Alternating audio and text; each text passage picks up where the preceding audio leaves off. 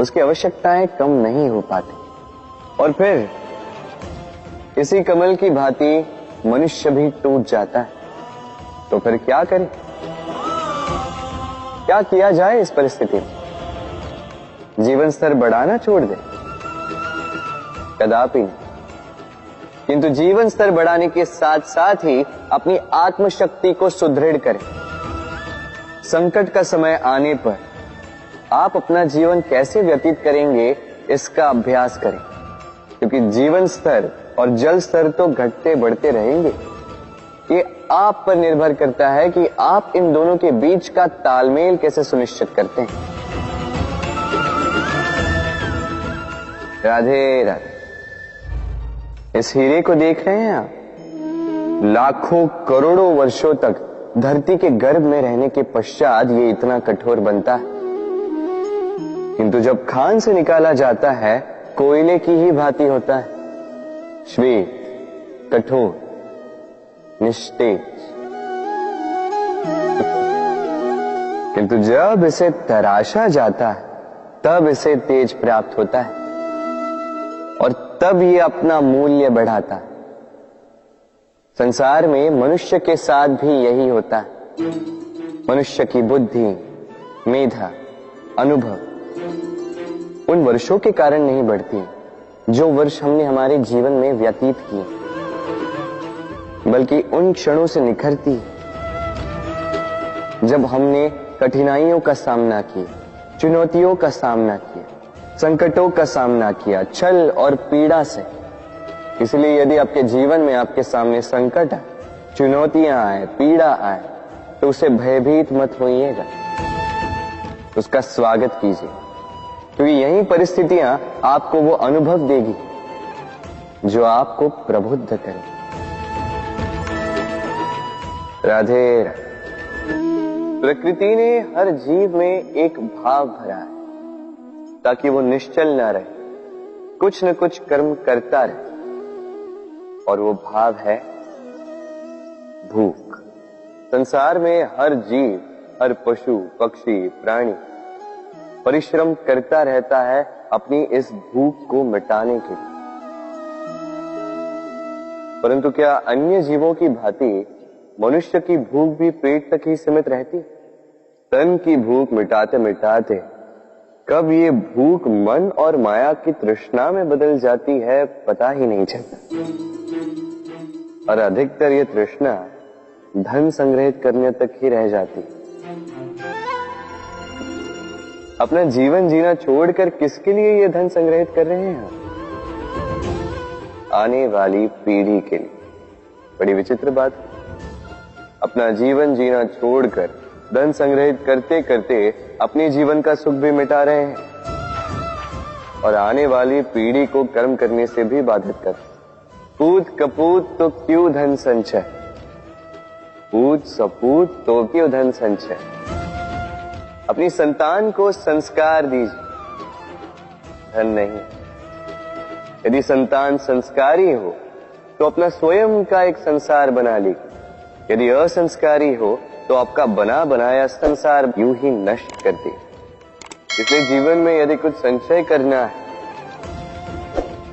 तो ज्ञान संचय कीजिए, प्रेम संचय कीजिए, और मेरे साथ प्रेम से कहिए राधे राधे। जीवन को रथ कहा जाता है, किंतु क्यों? अब आप कहेंगे कि इसलिए क्योंकि जीवन भी रथ की ही भांति चलता रहता है। किंतु कभी आपने इस रथ को समझने का प्रयास किया? रथ में आगे अश्व होते हैं और पीछे पहिए। ये अश्व आपके कर्म और ये पहिए कर्मफल। ये अश्व जहां जाते हैं ये पहिए उसी के पीछे पीछे आते हैं। यदि आपके अश्व यानी आपके कर्म शुभ सरल मार्ग पर चले तो आपकी यात्रा आनंदमयी होगी। यदि दुष्कर्म के बुरे पथ पर चले तो आपकी यात्रा गड्ढों और झटकों से युक्त होगी। अब चयन आपका है। आप क्या चाहते हैं? आपकी यात्रा आनंदमयी हो या पीड़ादायी, अपने कर्मों के अश्वों को नियंत्रण में रखें। फल का पहिया सदैव आपको मधुर रास ही देगा। राधे राधे। बताइए श्रेष्ठ कौन है? रेशम के धागे बनाने वाला या उन धागों को बुनकर वस्त्र बनाने वाला? निश्चित रूप से वस्त्र बनाने वाला। अब बताइए श्रेष्ठ क्या है?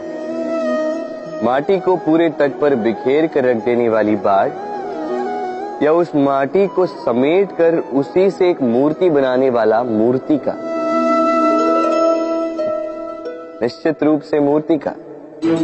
अब बताइए श्रेष्ठ कौन है? देवताओं और दानवों का वो दल जिन्हें अमृत प्राप्ति के लिए इस संसार में हलाहल फैला दिया, या वो महादेव जिन्होंने इस हलाहल को सूक्ष्म करके अपने कंठ में समाहित कर लिया? निश्चित रूप से महादेव श्रेष्ठ। इसी प्रकार संसार में छोटी छोटी बातों को बड़ा करने वाले श्रेष्ठ नहीं होते, क्योंकि छोटी छोटी नोकझोंकों को द्वंद्व में परिवर्तित करना बड़ा ही सरल है। किंतु श्रेष्ठ सदैव वो होता है जो बड़े से बड़े युद्ध को समझौता बनाकर समाप्त कर दे। राधे राधे। संसार में सबसे कठिन कार्य क्या है? कोई कहेगा पर्वत पर चढ़ना, कोई कहेगा तैरना, कोई कहेगा उड़ना। किंतु क्या ये वास्तव में कठिन है? असल में देखा जाए तो बस ये थोड़े भिन्न है। जो कर्म हमारे लिए करना थोड़े भिन्न हो, हम उसे कठिन समझ लेते। जैसे तैरने की कला भिन्न है।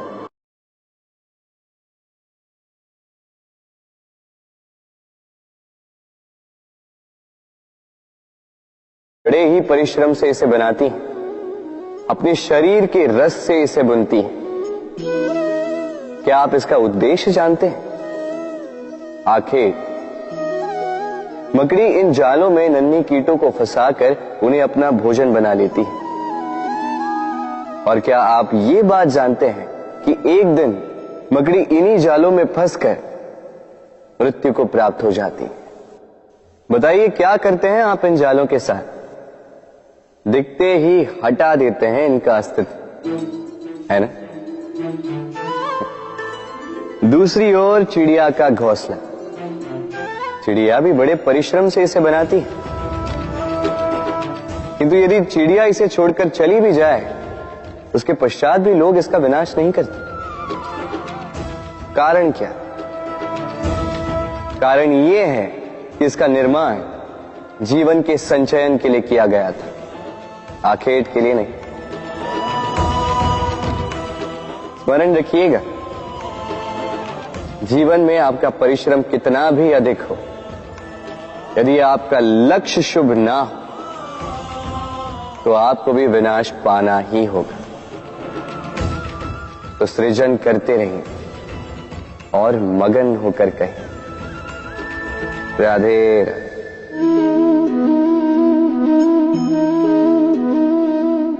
आपके विचार से मैं क्या कर रहा हूं? आप कहेंगे मैं दीपक जला रहा हूं। सही, किंतु प्रश्न ये उठता है कि क्या मैंने आपसे कहा कि ये दीपक है? नहीं। क्या इस दीपक ने स्वयं अपना परिचय आपको दिया? नहीं। फिर आपने कैसे जाना कि ये दीपक है?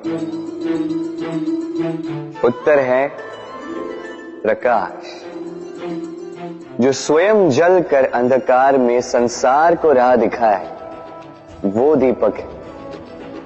जो निराशा में आशा की ज्योत दिखाए, वो दीपक है। दूसरी ओर सर्प है, जो दिखे नहीं, बस फुफकार दे तो लोग भयभीत हो जाते हैं। अर्थात व्यक्ति का परिचय उसके कर्मों से मिलता है, इसलिए आपको ये बताने की आवश्यकता नहीं कि आप कौन हैं। ये आपके कर्म ही निश्चित करेंगे कि लोग आपसे दीपक समझकर प्रेम करेंगे या सर्प समझकर भयभीत रहेंगे।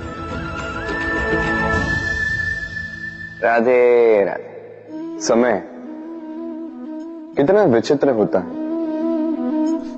समय हमारे साथ हो तो हम स्वयं को राजा मान लेते हैं। वही समय यदि विरुद्ध हो जाए तो रंक बनने में समय नहीं लगता। इसलिए मनुष्य की एक आदत होती है, बुरे समय के लिए कुछ बचा कर रखता है। संबंधी, मित्र बुरे समय में साथ छोड़ देते हैं। यश, मान बुरे समय में चला जाता है।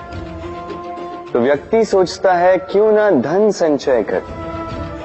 धन का तो कोई मन नहीं होता जो समय आने पर बदल जाए।